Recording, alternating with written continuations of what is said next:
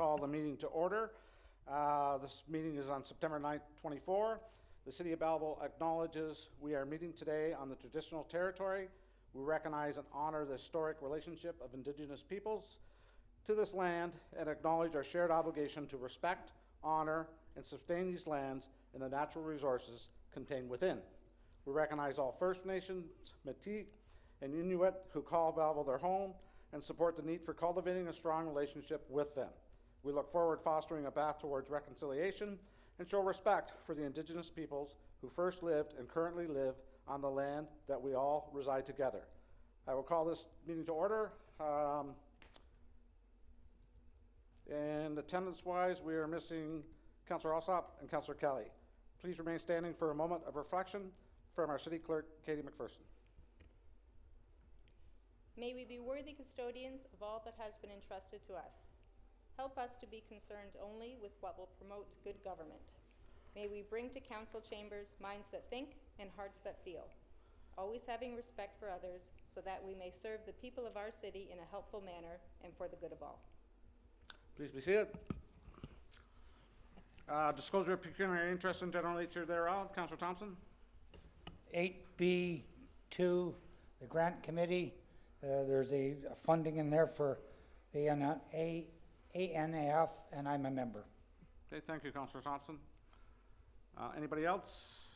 Seeing none, I need a motion for reading and confirmation of the minutes, regular council meeting minutes of August 26, 24, and regular in-camera meetings of August 26, 24. Moved by Councillor Chatton, seconded by Councillor Millett. Discussion, all in favor? Carried. Deputations. We have two people in the audience, Elise and Isaac. Do you want to come forward? It's my sincere pleasure to present two certificates tonight to brother and sister duo. At just 14 and 11 years old, these siblings have been members of the Belleville Lawn Bowling Club for 2 seasons and are quite good. So good, in fact, that they won the Governor General's Novice Single Playdown Tournament in Iroquois and the Governor General's Championship in Ottawa. Congratulations.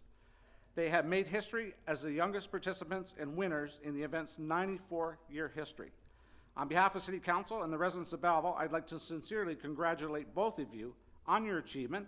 It is encouraging to see such dedication, commitment from such a young age. I have a couple certificates that I'll present you here, and I love your hoodie. Hopefully you wore that the same.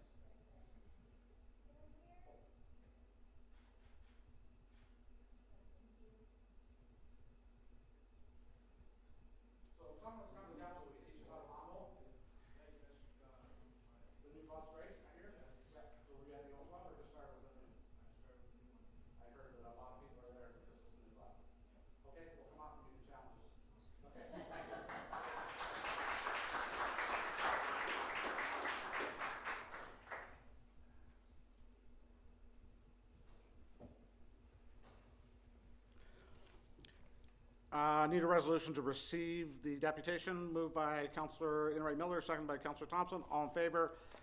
Carried. Next, we have Brandy Hodge of United Way HPE and Lisa Alley of CMHA HPE are here to make a deputation to Council. Good afternoon.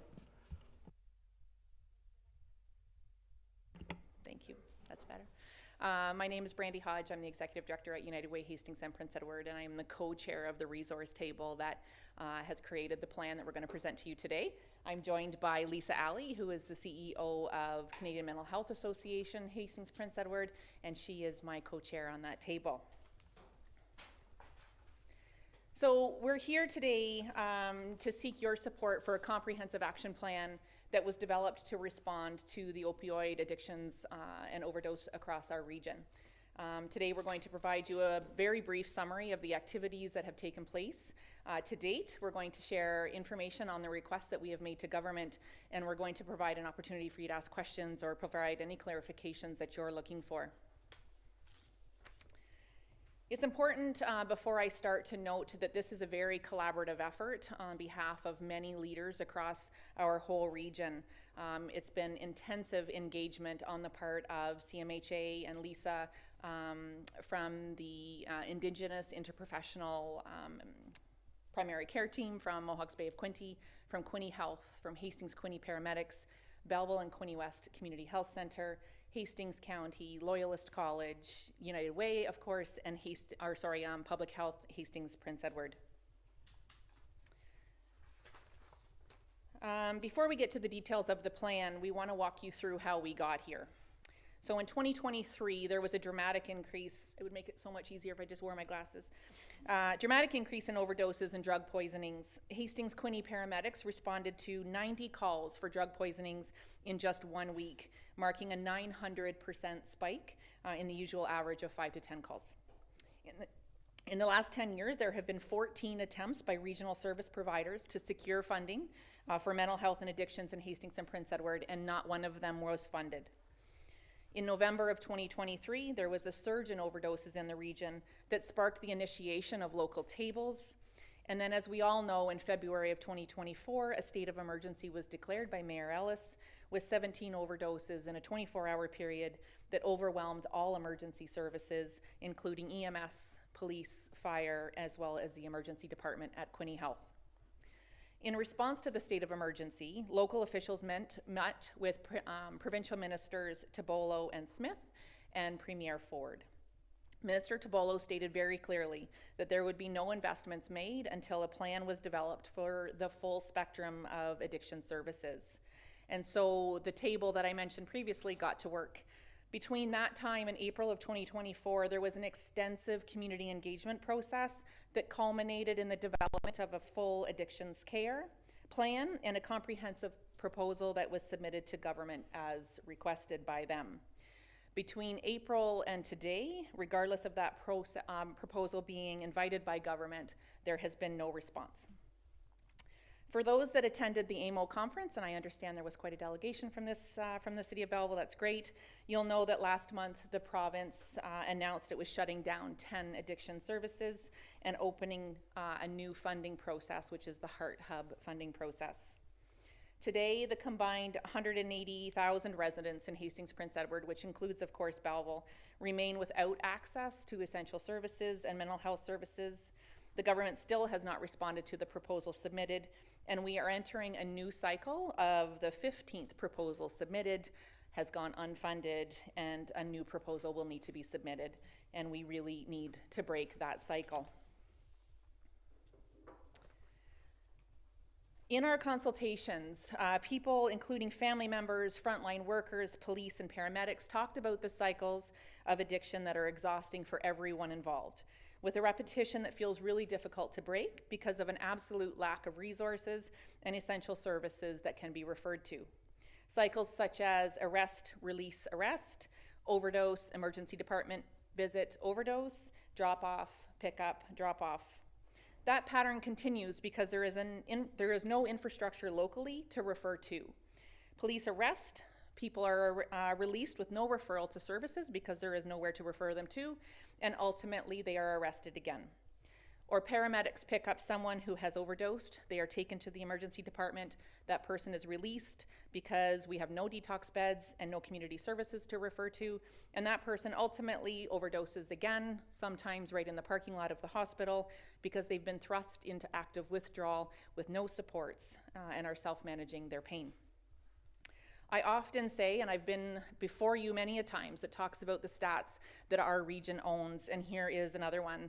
The opioid mortality rates in Hastings Prince Edward are 67% higher than Ottawa, Toronto, Hamilton, and North Bay. Do you want me to click for you? You'll have to stand here. Okay, thanks. Thank you. So, you know, that stat that Brandy just talked about, 67% higher for mortality rate in this community, really requires intensive action. And the plan that was submitted to the government at their request is a locally made solution for our communities. In previous slides, Brandy talked about extensive community engagement that went into the development of the plan. This includes conversations and engagement over 100 frontline workers, family members, and patients. There were 49 key informant interviews with local clinical leadership and expertise across the province. We held 33 design and build sessions, 3 community roundtables, and we created a continuum of services that works together that span screening, referrals, and multiple pathways to treatment, and of course, the shoring up of a workforce that's in crisis. The continuum of services starts with helping people who use drugs to reduce risk and to get treatment. This will be enabled through outreach teams, the creation of the Bridge, the integrated care hub, that will act as a low barrier access point into care and will provide the provision of integrated services. We need to be sure people have access to appropriate addictions care, regardless of how they enter the system. It's important to note that while some of the population that will be served are homeless, many are not and are struggling with addictions in their homes and workplaces. We need multi-site access to rapid access addiction medicine clinics. We need virtual access to those in our community who live rurally or remotely. We need urgent care and outpatient services at Quinte Health, and we need a specialized Indigenous addictions team through the support of our partners at Mohawks Bay of Quinte. And finally, we need a road to recovery with acute detox beds in our hospitals and supportive transitional beds in our community. In phase 2 of our plan, we propose to have residential treatment beds and community-based detox beds, and we need a full system of community care and support to ensure that people stay on track and maintain their recovery. And this includes access to affordable and subsidized housing. And to enable all of that, we need a human resource plan that is linked to new training, which is enabled by our partners at Loyalist College. So I want to highlight just a few of the innovations that were included in our plan that was developed by the local community and the leaders here, including people who use our services. This plan will expand the window of intervention and address the linkage between homelessness and addiction. So meeting people where they're at is very important, and this includes a new partnership between the paramedics and addiction counselors and outreach workers. And this pilot has been in place since March of 2023 and has had incredible success in diverting people from the emergency department. The innovations also include proactive screening at all of the hospitals and inpatients with treatment starts and referrals, an opportunity for paramedics to offer treatment starts at the point of care, and also stacking together housing supplements, outpatient treatment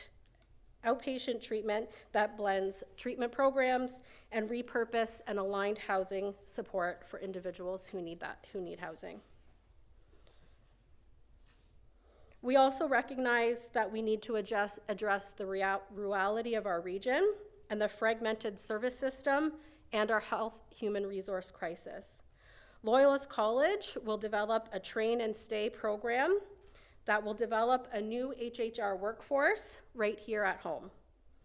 With that, a treatment facility will also act as a training facility for the HHR strategy. And we also need to be able to track a person's journey through the system and have a one-team approach through an addictions registry that connects all services and providers so we can provide high quality and safe care. And we also need access to service navigators in all of our emergency departments. The timing of these deputations are important. For those that attended the AMO conference, you'll know that the province announced the closing of many safe consumption sites across the province and opening a new application process for communities to apply for service hubs that will replace them. HPE must stand apart from this new process.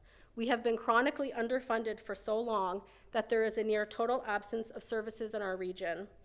The region is doing our part to model an approach to a whole community engagement and design. We are balancing the priorities of community safety and safe care. We are raising funds to buy and renovate a building to become the hub. And we have repurposed funding to do outreach and emergency department diversion. We cannot do more with what we have. We need the province to fund the proposal as it was submitted to them. We're calling on all municipal councilors and mayors to strongly encourage the funding of the proposal that was submitted. We have a letter that will be coming to you that you can use for that purpose, that really talks about the historical underfunding in our region, the human cost of these gaps through deaths, the overburden on our healthcare system, and our first responding partners. Thank you. Thank you. Questions, Councillor Brown? Thank you, Your Worship. Randy, Lisa, thank you for your presentation. I've been looking forward to actually hearing the components. It's a little different to read it on a chart and to actually hear from you. My first question is, how different is, well, it's community-based, it's designed for what we need here. How different is our proposal from what's being recommended through the Heart Hubs? So the heart services are very similar to what we have included in our proposal. What is not included is some of the infrastructure that has been underfunded in HPE that other communities have been historically funded for, so that is the difference. The proposal that we put in was to level set what other communities have already been funded for. And then my follow-up is related to the application. So I did take the opportunity to read the application, the 34-pager, on the Heart Hubs and the submission that's expected.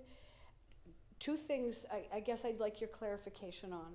One is there's no capital for any new build or retrofit, and there must be housing available. So my question is, where's the funding coming for that build or renovation, and where is the housing coming from? Do you want to take for the build? Sure. I can take housing.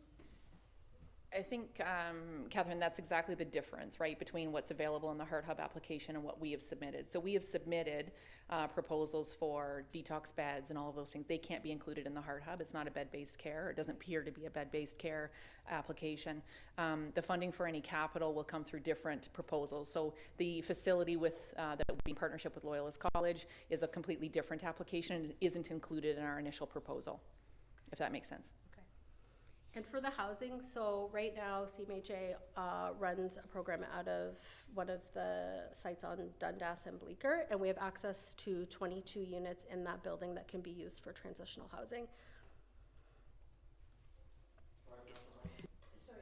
So just to clarify, the 22 that you already have existing, so in reality, because it's my understanding those 22 units are typically pretty full.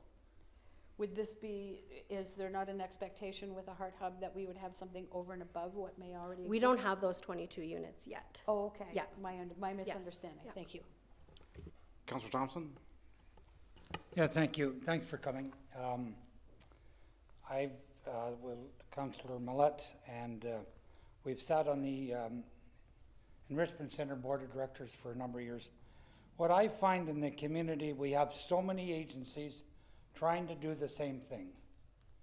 And are you trying to bring those agencies together to work as one?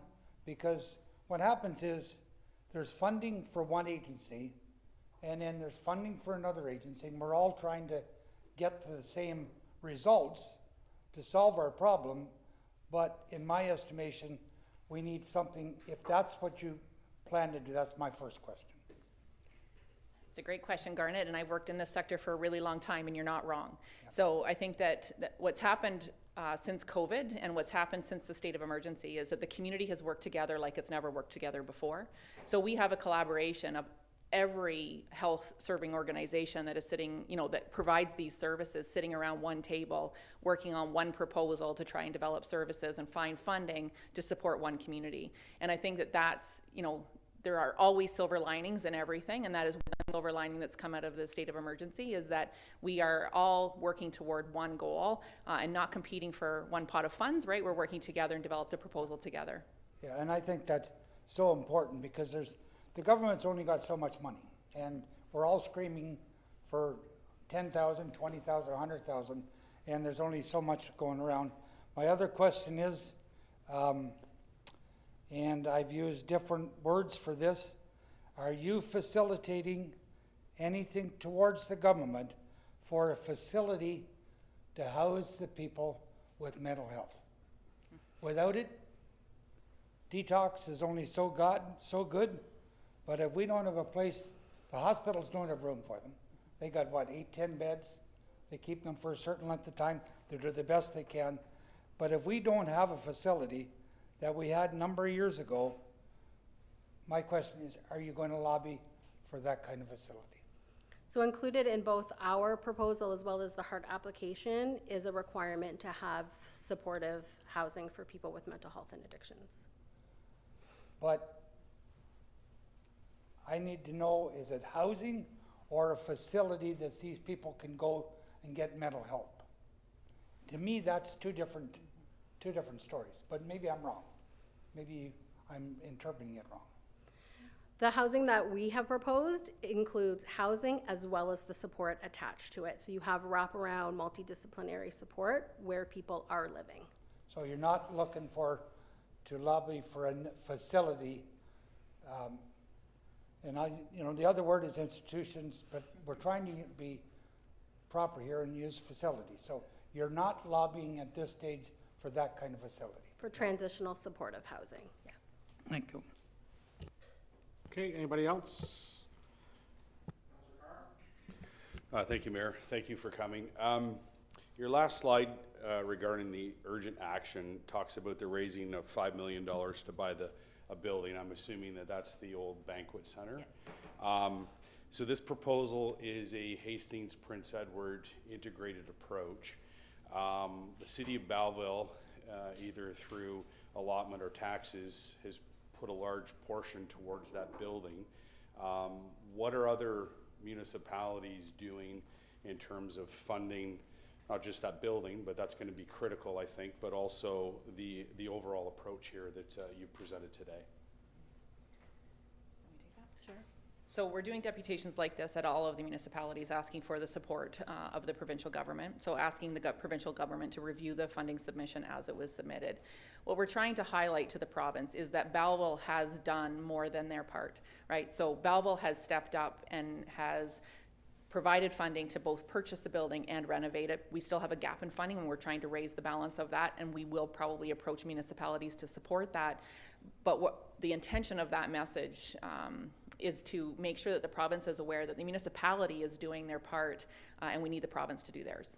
Yeah, I would agree wholeheartedly on that. It's my hope that our colleagues at some of the other municipalities see what City of Belleville's contributed, and if this is going to be a regional approach, then all hands on deck on the monetary front as well. Your other slide refers to getting into treatment, and it talks about enhanced harm reduction. Can you describe that as far as what components enhanced harm reduction would include? I know what they are, but I think it's important that the public hears that. Yeah, so we're not talking about safe consumption sites. Thank you. It's really around providing individuals with access to counseling, the services that they need when they need it, and also asking them what do they need around harm reduction. So harm reduction is on a spectrum. We do harm reduction every day when we get into our car and put our seatbelts on. We are not talking about safe consumption. It's about making sure that people feel safe where they're at. Okay, my final question is related to the silence from the Ontario government. The proposal went in April, as I read here. Has there been conversations with our local MPPs, including our previous MPP that's now departed, and what have they said about the application and where it sits in abeyance with the government?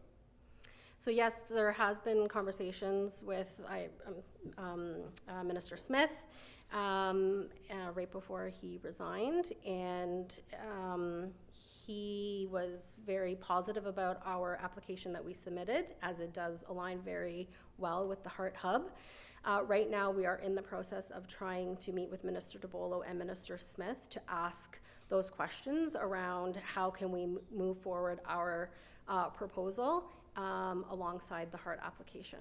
Okay, I would suggest perhaps reaching out to MPP Rick Barisi from Hastings, Lennox, and Addington. It is part of Belleville as Right. well, and he's still there in government, and so hopefully that may help too. Thank you. Great, thank you.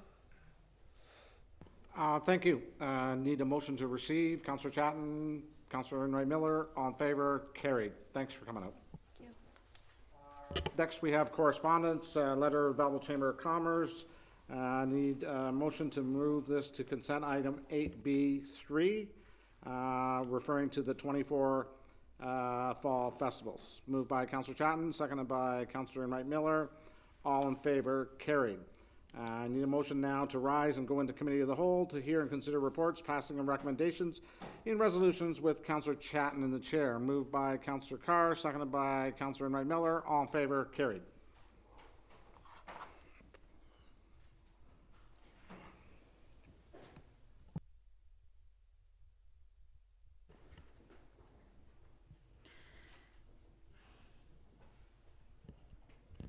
Okay, so the agenda shall include under reports items that warrant individual attention from council, starting with 8A1, release of site plan security for 543 Thrasher Road, New Life Women's Home, APS-2024-45 PDF. The resolution reads that council accept the request to release the remaining site plan security being held for the New Life Women's Home at 543 Thrasher Road. Can I have a mover? Thank you. Councillor Thompson and Councillor Brown. Discussion, all in favor? That is carried. 8A2, City of Belleville Information Technology Review.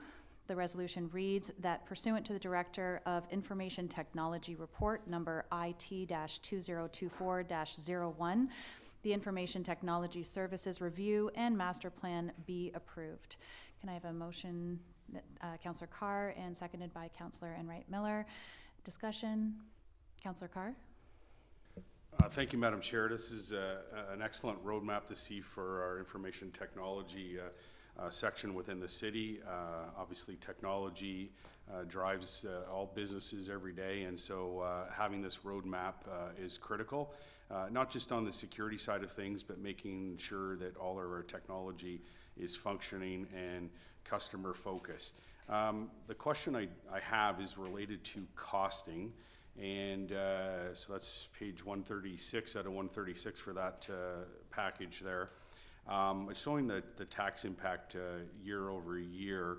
So my question is, this is what the theoretical tax impact would be should everything be implemented. However, we would still have to decide on the items contained within the master plan as they come up.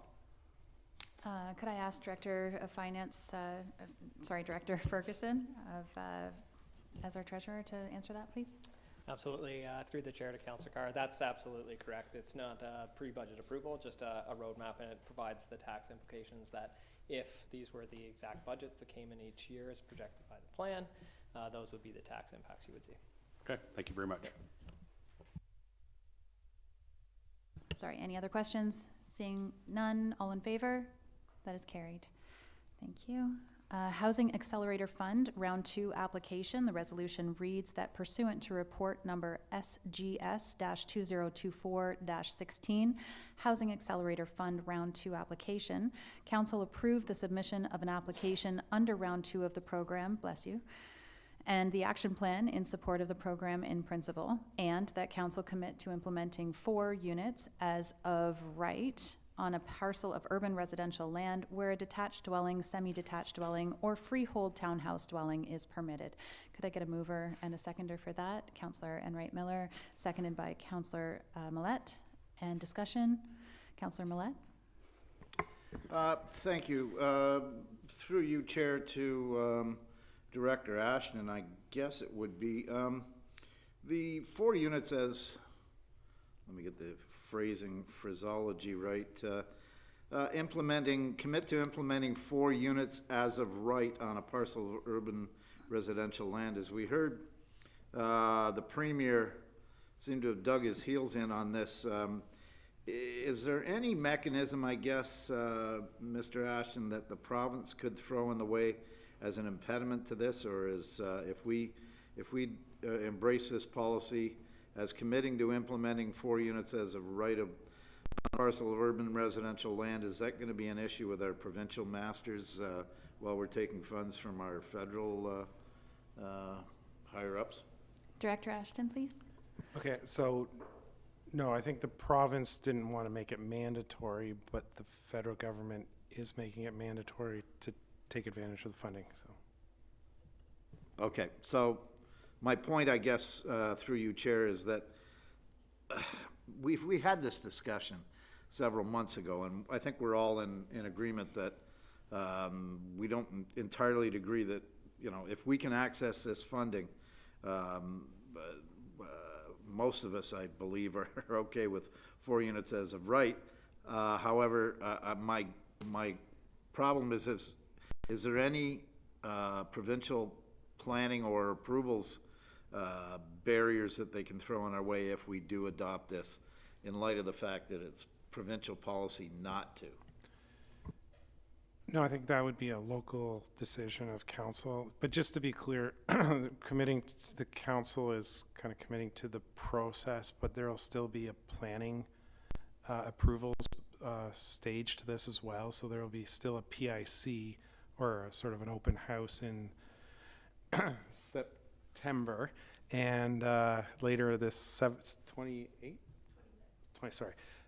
26th, and the public open house will sort of get feedback from individuals who might sort of have some ideas, suggestions, concerns, and that'll be incorporated into a report back to the Planning Advisory Committee. It'll consider the application by the city and might move forward at that point in time. But this is just the wording of the resolution is just to provide transparency that if council doesn't adopt the 4 units as of right, the Housing Accelerator Fund is not available to them. Thank you. Any other comments? Yes, Councillor Carr? Thank you, Madam Chair. It's good to see that we'll have that PIC. The conversation that we did have previously here was that we would commit to community consultation. I know that there's some that are hesitant with the 4 units as a right, and unfortunately, I think that's where we're just have to shift to in terms of density, and a lot of it has to do with land costs. I know we're the whipping post when it comes to rising costs of homes because of the taxes and the applications and all the rest of it that goes with it. Development charges is a big one that gets bounced around quite a bit, but before a speck of dirt gets moved, we're seeing land costs, triple. I've seen so many zoning applications come through planning, get approved at council, and then that land goes up for sale and it's selling at triple or quadruple the cost of what it was the day before. And not one piece of dirt has been moved off that. It's simply been a change in zoning. And so that drives up the cost. So, you're looking at $250,000, $300,000 for a building lot before you've even dug a hole. So right off the bat, that's where the costs are getting higher. So the density is really to combat some of that expense and make houses more affordable. The other thing is that the initiatives that are outlined in the report and some cost allocations, and we did also have some money in our last budget that we obviously couldn't use because we didn't have the funds. So there's some really good initiatives here that we need to take advantage of. I expressed concern on our last application that we weren't explicit on the 4 units, as I was watching decision trends across the city and the federal minister of housing blasting back to some mayors in writing to basically say it's either 4 units as a right or no money. So it's good that we've picked up on that messaging, if you will. We've learned our lesson that we weren't successful in round 1, and hopefully we'll see better success in round 2. Thank you. Thank you. Councillor Brown, go ahead. Thank you. A question for Director Ashton.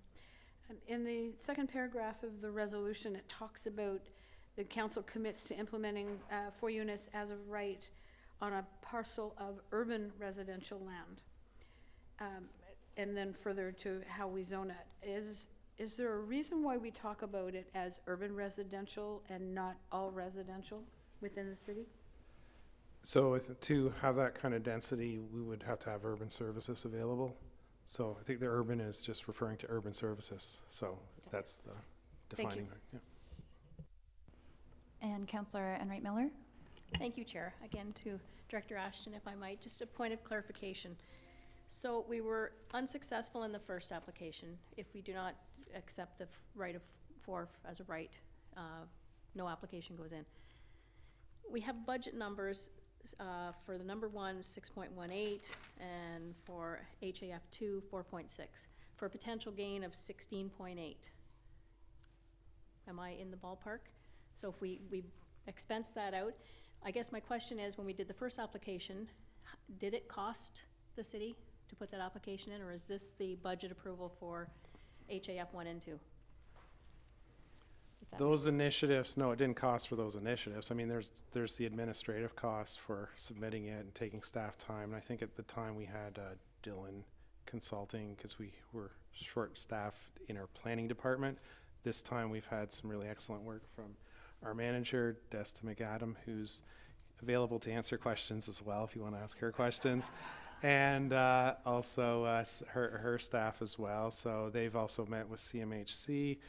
So in terms of it being a good application, yeah, we're confident it's a great application, but how they get evaluated once it gets submitted, you know, that's the question mark, I guess. So we're hopeful. We've done a really good package. So now it's up to the evaluation of CMHC. So, and we'll hear from them hopefully sooner than later.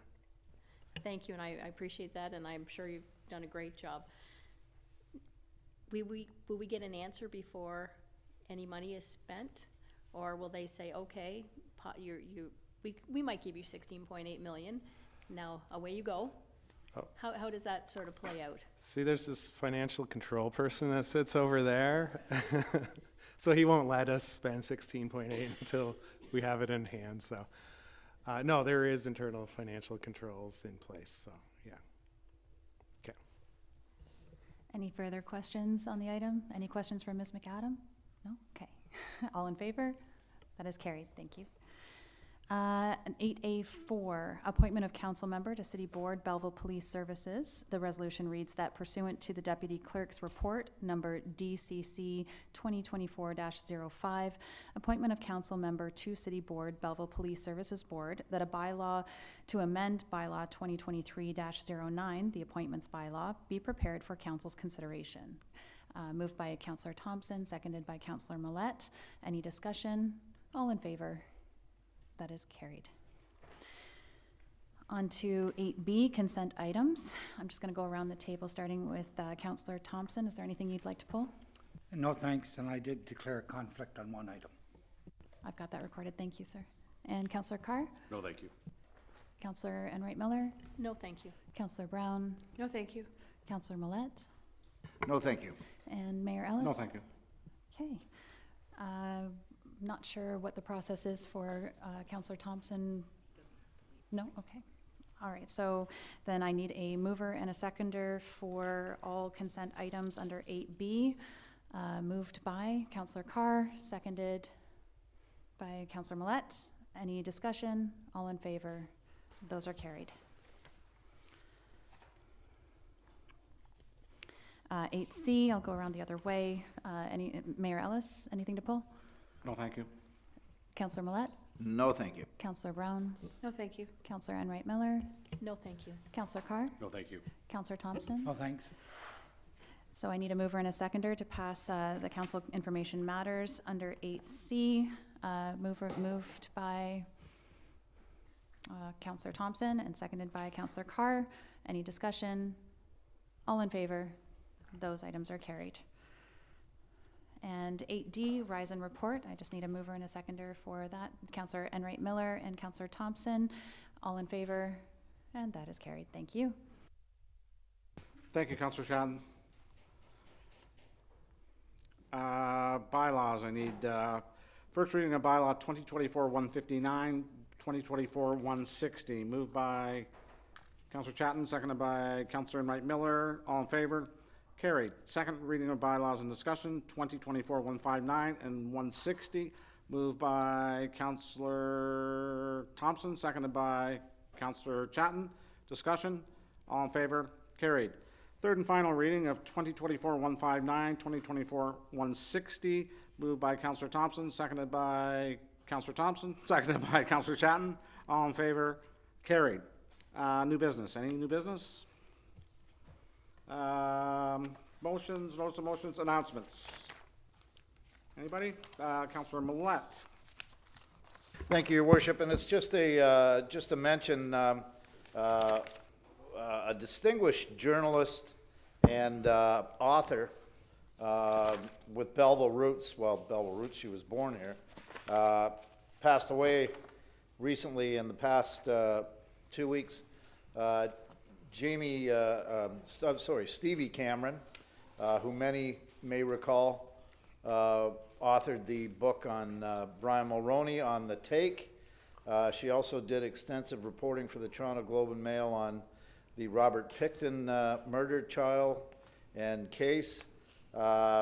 Ms. Cameron was a distinguished representative of the Fourth Estate, and I came to know her over the years when we were both in the craft. Ms. Cameron died at the age of 80 in Toronto, at her home in Toronto.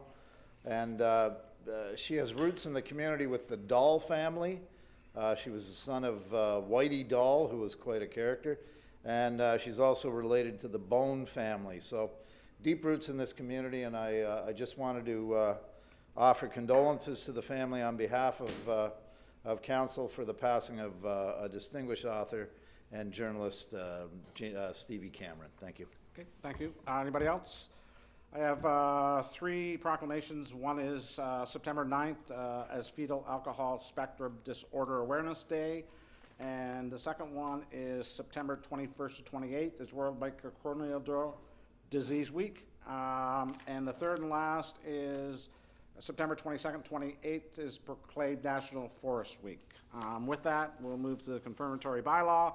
Resolution that bylaw 2024-161, a bylaw to confirm the proceedings of council at its meeting held on September 9th, 2024, be read a first, second, third time, and finally passed this 9th day of September 24. Moved by Councillor Millette, seconded by Councillor Thompson. All in favor? Carried. Motion to adjourn. Lots of hands for that. Councillor Carr and Councillor Thompson. All in favor? Carried. Thank you, everybody. Thank you, staff.